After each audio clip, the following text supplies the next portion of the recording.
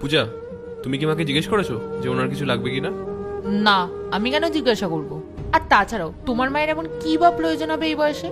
দুবেলা দুমুঠো খাবার আর কিছু শাড়ি, এতে জিজ্ঞাসা করার কি আছে? দেখো পূজা, মা এতদিন পরে গ্রাম থেকে এখানে এসেছে, আর কদিন পরে বাড়িও চলে যাবে। হতেই পারে ওনার কোনো জিনিসের প্রয়োজন আছে। তো এতই যখন ভালোবাসা, তো তুমি নিজে গিয়ে জিজ্ঞাসা করে নাও না। আমি না অত ঠেকা নিয়ে বসে নেই তোমার মায়ের, আর অত টাইমও আমার কাছে নেই।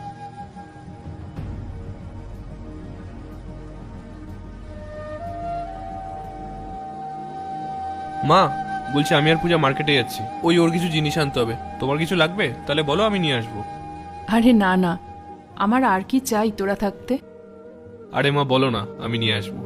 আরে না না, তোরা বাজার থেকে ঘুরে আয়, আমার আর কি বা লাগবে বল। মা, তুমি এতদিন পরে গ্রাম থেকে এখানে এসেছো, তোমার কিছু তো প্রয়োজন হবেই। মা আমাকে বলো, আমি নিয়ে আসবো।